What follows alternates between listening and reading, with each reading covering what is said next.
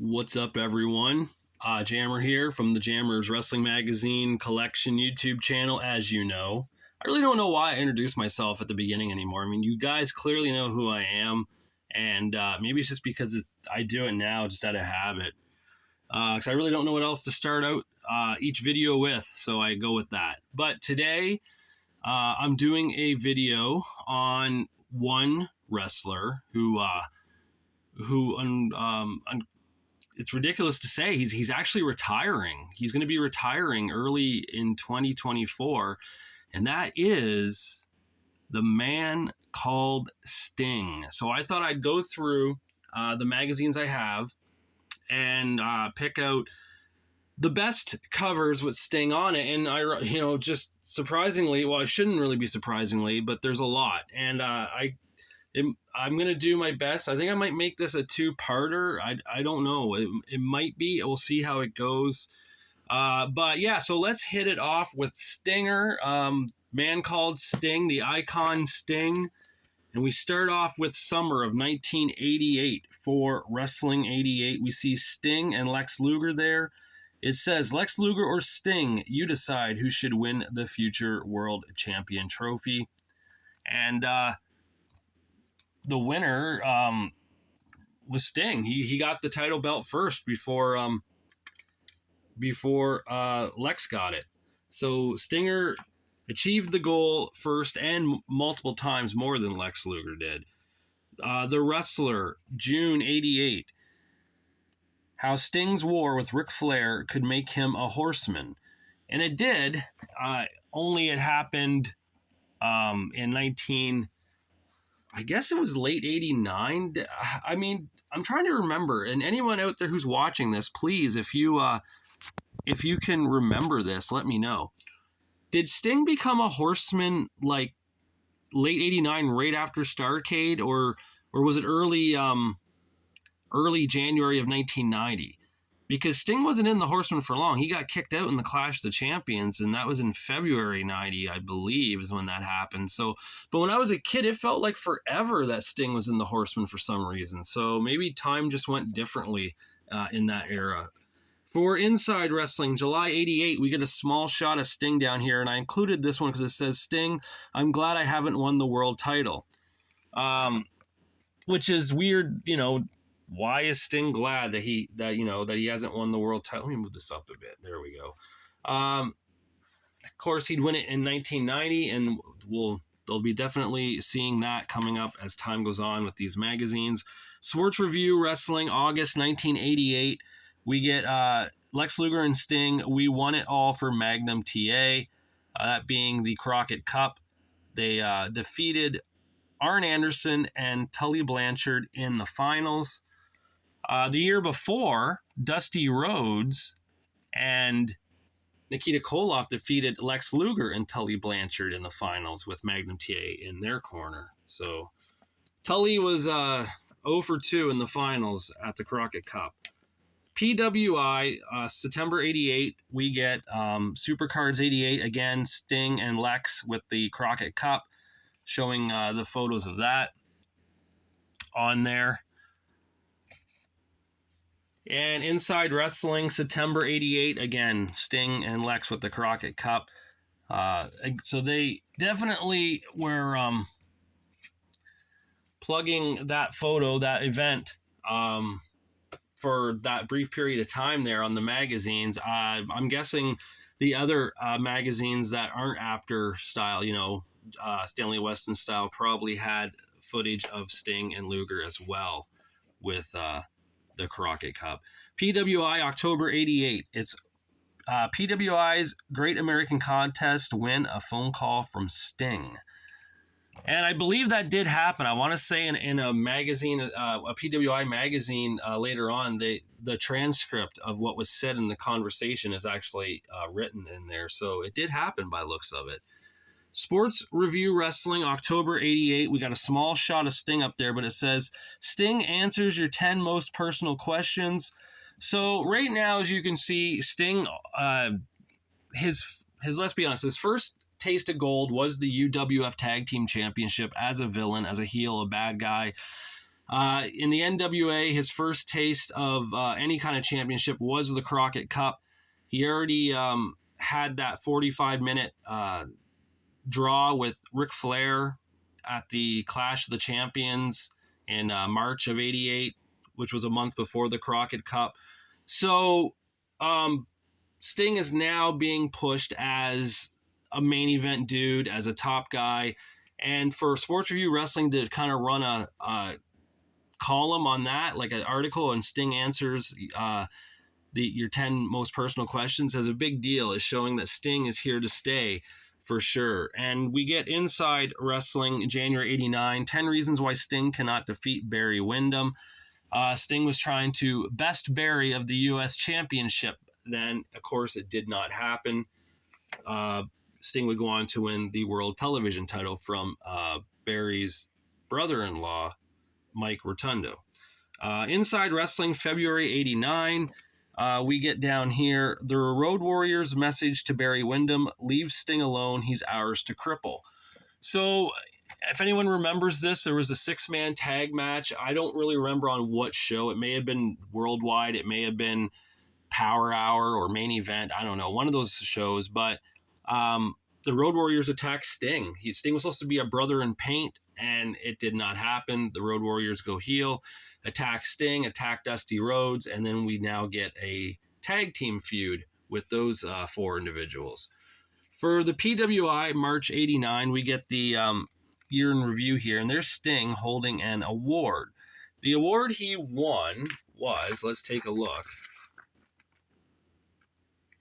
and see what he took this year. He took Most Improved Wrestler of the Year for 1988. And that's one award of many coming up each year for the Stinger to be accepting on behalf of the fans who did all the voting. Wrestling '89, Spring '89, Sting's New Year's resolutions: destroy the Road Warriors, destroy Barry Windham, and destroy Ric Flair. Again, the last few magazines, all about Flair, all about Windham, all about the Road Warriors. So that is where Sting was headed going into 1989. For July '89, Inside Wrestling, Mega Powers 2, it's time for Ultimate Warrior and Sting to reunite.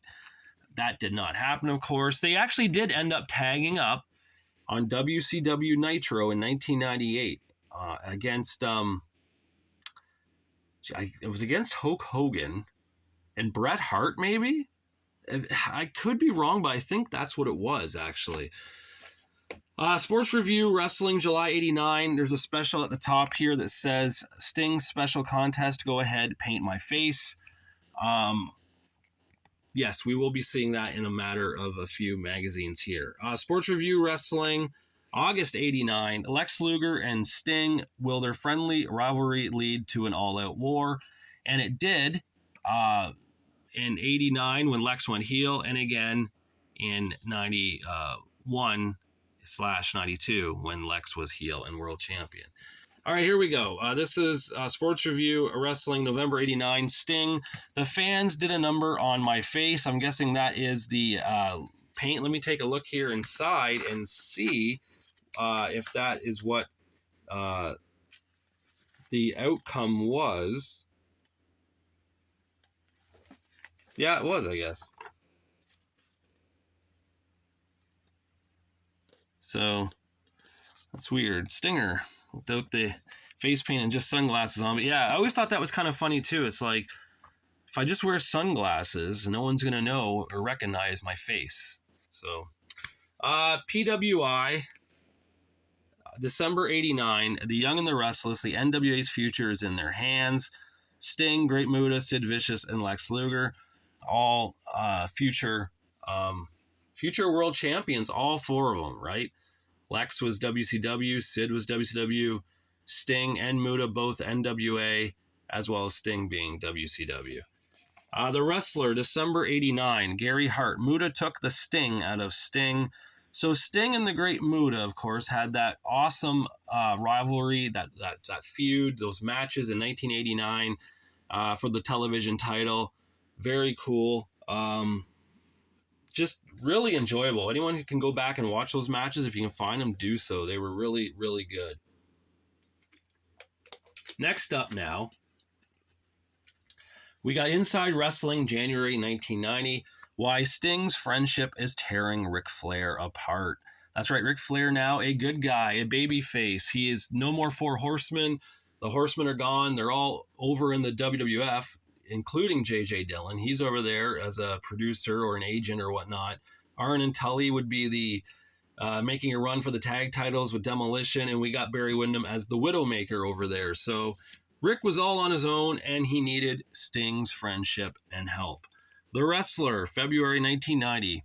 Can Sting keep Luger from the NWA belt? I want Flair now, says Luger.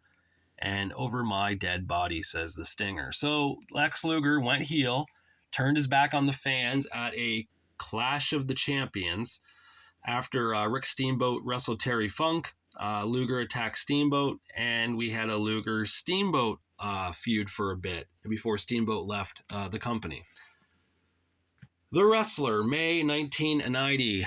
Sting and Ultimate Warrior running a parallel course to greatness, meaning both men were now on the road to the World Heavyweight Championship. Warrior, of course, with the WWF, Stinger with the NWA, and both men would end up winning the title around the same time and also losing it in the same month, January of 91. So that was kind of cool. Inside Wrestling, June 1990, tragedy strikes Sting, how you can help speed his recovery. Of course, that tragedy was when he blew out his knee in that cage match at Clash of the Champions when he got kicked out of the Four Horsemen. Stinger was supposed to, I believe, take the world title at Wrestle War 1990. And then Lex Luger ended up taking the match. Luger turned face in that match. Sting was there to help Luger out and guide him and give him fan support. So that was kind of cool. Inside Wrestling, September 1990, fighting fire with fire, the Awesome Foursome committed to destroying the Horsemen. Lex Luger, Sting, and Rick and Scott Steiner. Of course, that would end up becoming the Dudes with Attitudes alongside the Junkyard Dog, Mr. Wonderful, Paul Orndorff, and Al Gigante. And that group was after, Ric Flair, who had the Horsemen again, Arn Anderson, Barry Windham, Sid Vicious, and Ole Anderson. So that was the new Four Horsemen for 1990. And let me just say this. I know this is a Sting video, but I loved the Flair, Arn, Tully, and Luger group. I loved the Flair, Arn, Tully, and Barry Windham group. But honestly, an underrated Horseman group was the Ric Flair, Arn Anderson, Barry Windham, and Sid Vicious Horsemen with Ole as the mouthpiece manager. That was a very cool group at the time. PWI, October 1990, Sting's painful lesson, you'll have no friends at the top. And that is true, right? Everyone who gets that chance doesn't really have many friends. They all want what the Stinger had coming. Sting was going to be number one contender, going to get that world title opportunity. Inside Wrestling, October 1990, Sting, I feel like I've conquered the world, an exclusive hot seat interview with the Stinger. Next up, Sports Review Wrestling, October 1990. Free membership offer. Sting wants you become a card-carrying dude with attitude. So there it is. The dude with attitudes, not the two dudes with attitudes that were Diesel and Shawn Michaels, but this was that group that Stinger put together in the NWA in 1990. Now, here we go. We finally have reached the pinnacle of the Stinger's magazine covers. PWI, November 1990, Sting wins the NWA World title. If this is a dream, don't wake me. There it is, Sting looking at the title. He finally won the World Heavyweight Championship from the Nature Boy, Ric Flair. November 1990, as well, The Wrestler has the Stinger on the cover.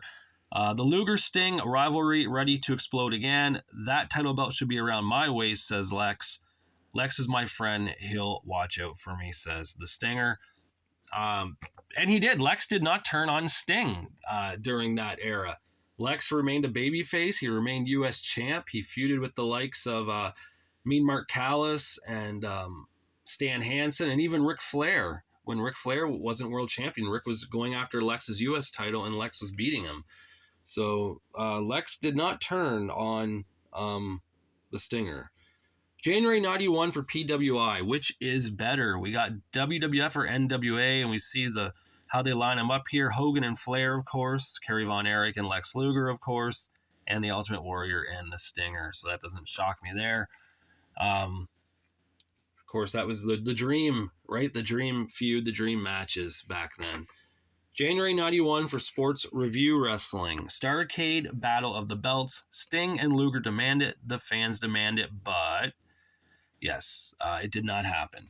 Sting, of course, world champ. Lex, United States champion. February 91 for The Wrestler. We got the incredible Halloween Havoc hoax. There's the Stinger. Or is it? Take a good look. Is that Sting? Is it? No, it's not. That's Barry Windham. That is Barry Windham. He cut his hair short, and to make it look like he looked like Sting, and Sid pinned Barry, Sting, to win the title. So everyone thought that Sting lost the world title to Sid Vicious. It did not happen, and the match got restarted, and Sting pinned Sid Vicious at Halloween Havoc 90. Also, a little what do you call it? Trivia for you guys. That's not the only time Sting defeated Sid Vicious at Halloween Havoc, for he would go on to defeat Sid Vicious at the 1993 Halloween Havoc in a match that was billed as the franchise match, because I remember that was the time frame in sports where the term franchise came up. Who is the franchise of this team or this division or this sport? And ECW picked up on it by changing the fabulous Shane Douglas to the franchise Shane Douglas. That was a Paul Heyman idea. And WCW, of course, did that as well, having Sting defeat Sid to be the franchise of WCW. Inside Wrestling, February 91. We at the top here. Why did Sting team with Doom's Ron Simmons? So that's an interesting story there. Doom were heels. They were villains. They were the tag team champions, but they were feuding with Ric Flair and Arn Anderson, because at the time, Flair and Arn were gunning for the tag titles. So as the old saying, the enemy of my enemy is my friend. I believe that's the saying, right? Or the enemy of my enemy is my friend. Yeah, that sounds right. Yeah. Sting tagged up with Ron, and when Butch Reed was injured. So that was kind of neat. I'm sure the fans were in for a treat on those house show matches. March 91 for PWI is the year in review, and we see Stinger there. He won Wrestler of the Year that year, I believe. Let me double check. Pretty sure that's the one he won. Yep. Stinger took Wrestler of the Year, edging out Ultimate Warrior, Hulk Hogan, and Lex Luger. So that's pretty good, right? I mean, 2 years ago, he won Most Improved, and then that year he wins Wrestler of the Year. So that's quite the jump. September 91 for The Wrestler, Sting and Luger versus the Steiners, how their friendship survived the most brutal match of the year. If you haven't seen it yet, go back, go on the WWE Network or Peacock, wherever you are, depending where you live, and punch in Super Brawl 1991 and watch that match. It's for the tag team titles. It's an incredible match, hard-hitting, they beat the shit out of each other, do those four men, and it's crazy. Of course, Nikita Koloff comes down, and that's how the match ends, because he interferes. But an incredible match. It really is. You need to check that out. Sports Review Wrestling, November 91. Test your wrestling IQ. And for Sting and Ultimate Warrior says, where did they both get their start? And I think everyone should know that. It was down in Memphis. They were baby faces down there for a cup of coffee before turning heel and doing the Mid-South stuff with Bill Watts. And Winter 91, for Wrestling 91, we got Sting and Lex Luger ready for All Out War. We see Stinger with the U.S. title, and Lex Luger with the WCW World title. And look how big Lex is here. He's all juiced up. That's insane how big Lex looks. He almost looks painful with how big he looks here. All right. Next up now, we got WCW Magazine. This is January 1992. Sting. Today the U.S., tomorrow the world. So there's a stinger with the U.S. title. He defeated, I believe it was Stunning Steve Austin in the finals for that title, I want to say. It was at a house show for some reason. They didn't have it as a TV show, as a house show. January 92 for Inside Wrestling. Inside Wrestling reveals Sting's memo from a maniac. To Sting, it's over for you, dude. You might as well give up now. Yeah, well, Sting doesn't seem too concerned, though, does he? For PWI, March 1992, we have another year-end award for the Stinger here. So he's on the cover right there. And the award he wins in 91 is Most Popular Wrestler of the Year. He looks really shocked there. Look at him. And runners-up were Hulk Hogan, Sid Justice, and Rick and Scott Steiner. That goes over here. There we go. Let's see. April 92 for PWI. Outlook for Sting, bright and sunny. Forecast for Lex Luger, rain ending. So they're pretty much hyping now that Sting is going to be going after the total package and the WCW World Championship. And April of 92 as well for the WCW Magazine. They're hyping Super Brawl 2 as well. Lex Luger versus Sting right there. An in-depth preview of the Luger-Sting main event. If you, let's see here. It's kind of neat here. They do an old photo shot of what Sting and Lex would have looked like back in 86, 87, such, right? So that's kind of neat as a little bonus there for the inside. And then Sports Review Wrestling, June 92. We got Sting takes it all at Super Brawl. There he is holding the WCW Championship, defeating the total package Lex Luger. The match took place on February 29th, 1992, so it was a leap year day that Sting took the WCW World title. June 92 for Inside Wrestling. Sting, a new champion, a new era, his greatest match in his own words. So there's Stinger with the WCW title belt. No longer the big gold belt that he wore before as NWA champion. This belt, of course, would only be held by Lex Luger, Sting, Big Van Vader, Ron Simmons, and the Nature Boy, Ric Flair. And WCW Magazine for June of 92. We got hyping up Wrestle War 92 War Games. Sting will dismantle the Dangerous Alliance at Wrestle War. We see Sting's group of Nikita Koloff, Ricky the Dragon Steamboat, Barry Windham, and the Natural, Dustin Rhodes. And yes, they were victorious over the Dangerous Alliance. Summer of 92, Wrestling 92. Vengeance will be his. The Stinger's plan for ravaging Rick Rude. And, of course, Sting and Rick Rude had a big feud all through late 91.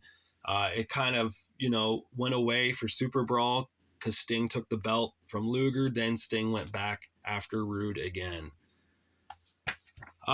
July 92 for the WCW Magazine. Sting, as long as I'm breathing, the belt stays mine. So there's Stinger with the WCW World Championship.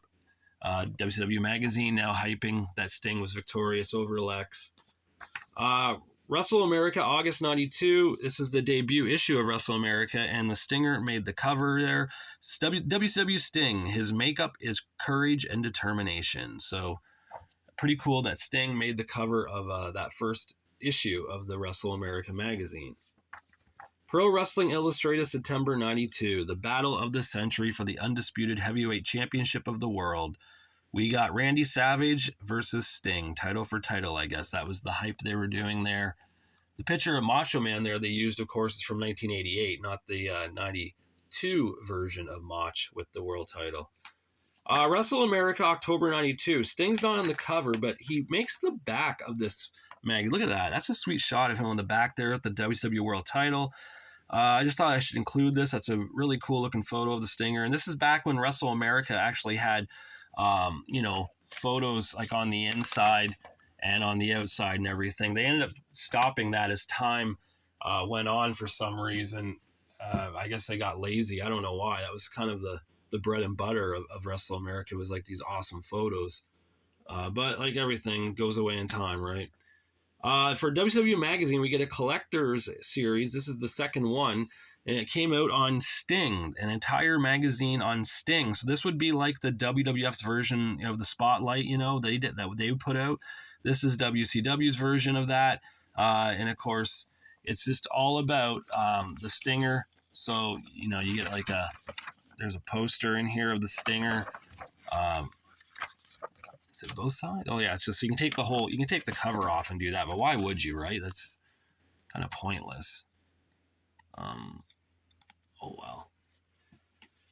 Inside Wrestling, November 92. We get the Great American Crash. Vader crushes Sting for the WCW World title. Yes, Stinger lost to Big Van Vader at the Great American Bash. Of course, that was a pay-per-view event that was built around the tournament of the NWA tag team titles. And of course, it had the Sting Vader match. And that was it for Sting's second title reign. So I figure I'm going to do a part 2. I mean, this is already 26 minutes now. I think this was pretty cool. I'll do part 2, tomorrow and such, and get it up for you guys. But here's part 1 of the Stinger on the magazine covers. And what an incredible run like this first half is here, right? I mean, he did, like I said, you look back, he came over to the NWA and was pushed right with Ric Flair right off the bat and had the 45-minute draw. And then him and Lex win the Crockett Cup in that tournament. And then he goes on to win the World Television title from Mike Rotundo. And then goes on to win the World Heavyweight title from Ric Flair a year later. Incredible, right? And then wins the U.S. title. He lost it. He lost the world title in January 91, won the U.S. title, I think, in like August or July. I think it was July or August of 91. So like 6 months later, boom, another title. Loses the U.S. title in November to Rick Rude, but comes back in February of 92 and wins the world title off Lex, losing it to Vader, of course, in July at the Great American Bash. So yeah, this was the first one. I'm going to do the second one for tomorrow or the next day, something like that. You'll see it when it pops up in your video feed for YouTube. I just want to say, again, a big shout out and thanks to all the new subscribers and whatnot. It's been cool. I think I'm up to like 343 people now. And I didn't really think anyone would end up following me on this. I knew my friends would, just because they're my friends and they're going to support just because, and I get that, and that's cool.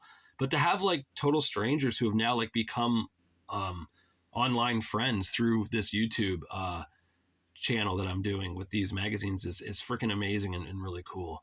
Also, if you want to see photos I'm doing of the newsstand, that video I did with the newsstand with the magazines, I'm actually posting photos of how the magazines would look on the newsstands for the month of November. And if you go to my Instagram page, which is Jammer90210, or Facebook, you can go to my Facebook page, which is Jammer's Wrestling Magazine Collection, and follow me there, or follow me on Instagram, either or. You can see the photos I'm posting of the newsstand style photos of each of the month of November. Right now I have the 1995 ones up on the newsstand for the viewing pleasure. And I usually change them around like every 4 or 5 days. And it gives me a chance to actually read these magazines too, because they're actually sitting up and I'm seeing them. So I'm picking them up and looking through them. Whereas when they're in a pile on shelves, you don't really do that. Because you might pick up the top magazines on the shelf and that's it. You don't really go hunting through. So this gives me an excuse to go hunting. Plus, you'll see various photos I do of photos of the magazines I didn't know existed. I just posted one of Big Van Vader the other day of the same pose on two different magazine covers, one from '92 and one from '95. So check that out if you want. Like I said, it's on Instagram at Jammer90210 or Facebook at Jammer's Wrestling Magazine Collection. All right, so until I do the next one on the Stinger, I will talk to you guys later.